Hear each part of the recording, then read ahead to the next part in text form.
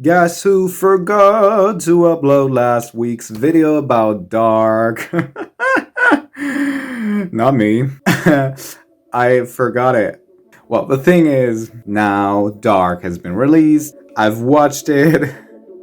It's the best show ever made. The ending is so good. So I decided to take my theories I had before watching the third season and evaluate them, whether they were right or wrong or kind of correct. Of course, this video will contain major spoilers about all three seasons of Dark, so please go ahead and watch Dark before watching this video. Have fun with my stupid video.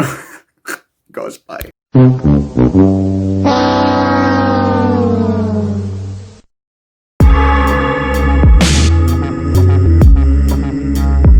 If you compare the actors of real Alexander Kula and Peter Doppler, you will see similarities, and I feel like it's got its main focus on the face shape and nose.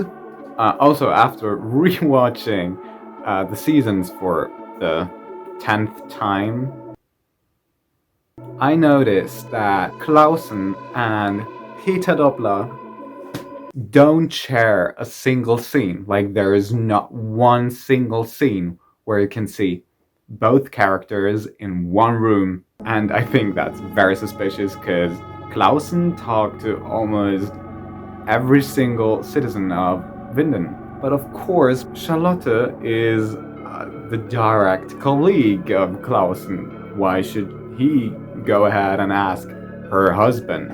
Doesn't make any sense. Also, Peter mentions that he arrived in Vinden in 1987, which is also very suspicious. But there are also a lot of other things in his passport. We can see that Alexander Kula is 175 centimeters tall. Peter Doppler is definitely taller. Yeah, the actor portraying a character is not equal to the character, but when Elizabeth describes Noah, she says he was tall, just like Dad. There are also some other fundamental issues with that, just like this photo where you can see W. Clausen and his brother in a very old age. We also know that their dad is called Kula and their mother is called Clausen, so that doesn't make sense at all. Peter calling Helge dad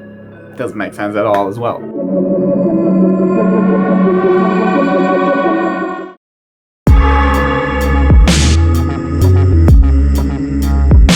I love the cast of Dark. I think they do such a great job, not only with like age casting, that they look like the same person, but also genetics. Like, you can see when someone is the daughter of someone or the son or whatever. And if you look at Boris Nivad and compare him to Egon and Hannah, it's very, very, very similar.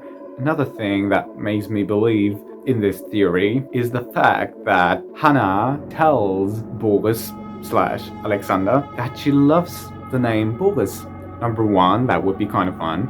And number two, that would be another bootstrap paradox. Also, it just fits into the time of the 50s. The problem with that theory is the age of Boris, who is, when we see him in the 80s, about 16 to 22 years old. So he's definitely not 1 year old and definitely not 33 years old. I also do believe Hannah will raise Boris on her own without Egon even knowing that he has a son. Everything else wouldn't make any sense at all.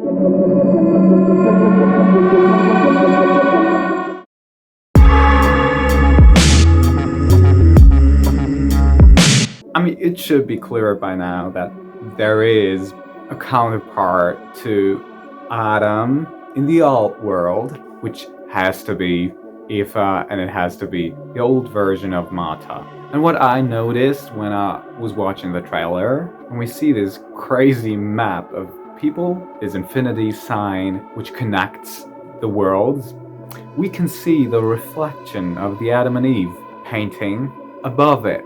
And I can't help myself but believe that this means something. So here's my theory. Adam from World A and Eva from World B will have a son who is the father of Tante A and Tante B.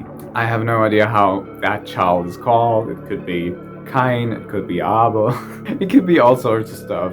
What if that son is this mysterious trio we see in the trailers? What if this is actually the son of Adam and Eva?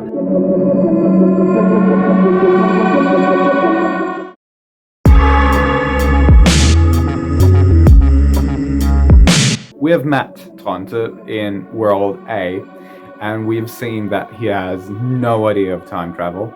The first time he gets into touch with it is when his son Mats appears in 2019. I don't believe that he travels into the opposite world to make Agnes A pregnant.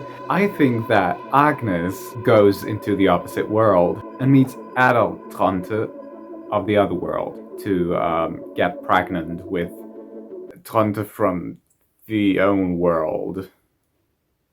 It's so fucked up. I really, really hope that this is the case, because this is awesome. Like, this is just that shit we have with, like, the Doppler mother and daughter. It would be awesome. Please make it true, please.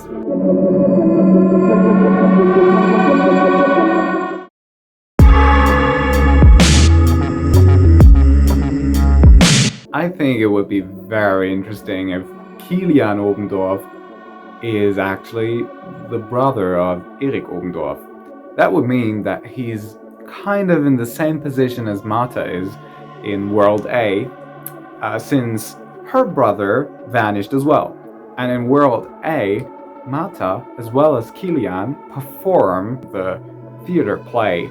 That would make a lot of sense that this is a therapeutic thing for both of them, since Mikkel as well as Erik got lost. To me, it wouldn't make any sense if Kilian was only the cousin of Erik, or I don't know, not related at all.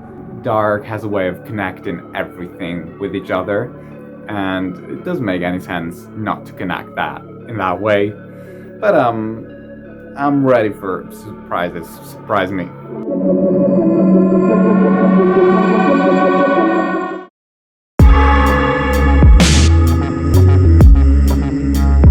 We've already seen that he had an affair with Claudia Tiedemann, and also it would be quite fun because he would have made 3 women pregnant if the Tronte theory is true.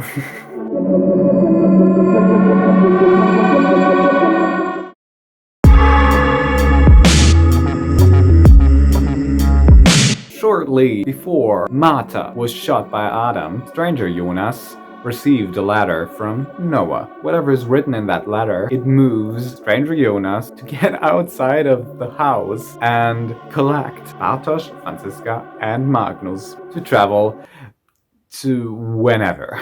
Here's the thing, what if Magnus and Franziska are actually the parents of Noah and Agnes?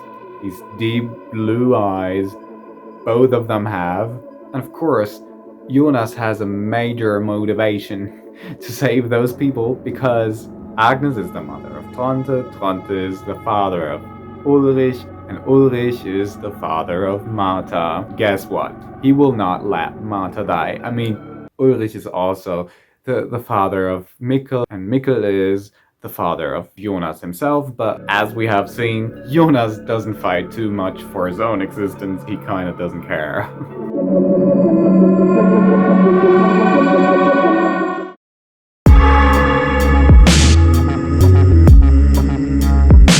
according to a lot of pictures on Instagram, we can see that Katarina lands in the 80s and is looking for her son.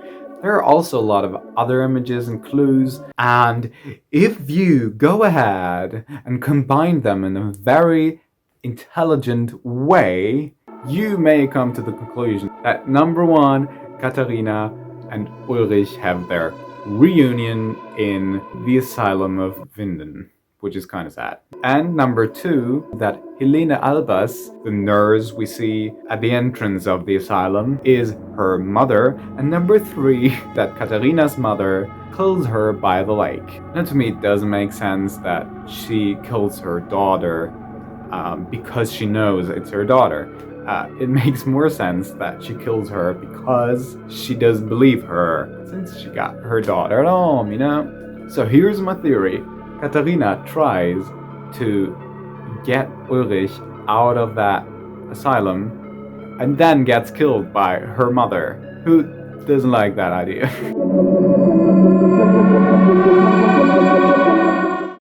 So here's the big one.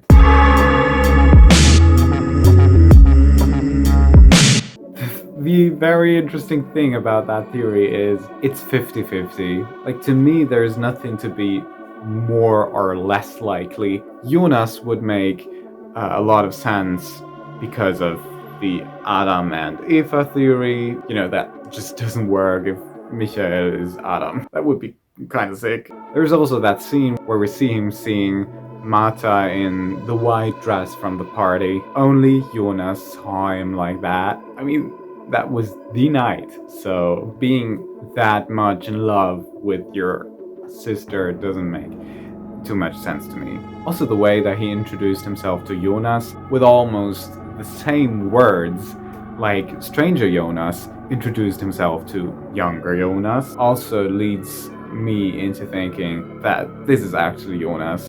But here's the thing, I just think it would be so interesting if he really was Michael. And these are the reasons why. Number one, the casting. If you compare the faces of the actors, Jonas has a longer face and Mikkel has a round face. And Adam has a roundish face as well, so if you only look at the casting decisions, it looks incredibly similar. Another reason is the scar on his neck. I mean, we know where Jonas got it from, but Michael hung himself at the very beginning of the show. So now you may ask, that doesn't make any sense. He hung himself, we saw him. I tell you, it's not a coincidence that Mikkel is a huge fan of Harry Houdini, a magician who has been famous for getting himself out of fatal situations and life-threatening constructions. And there are also some marks on his neck shortly before he hangs himself, which might be interpreted as a sign of practicing the act.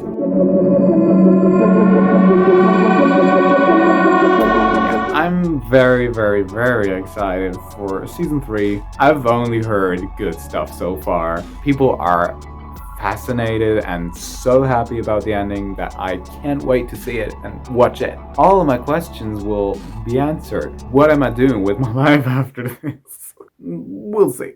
So if you have watched the entire video without ever having watched Dark at all, f you. Oh my gosh, watch that fucking show. What are you doing here? Bye. Oh no. Subscribe.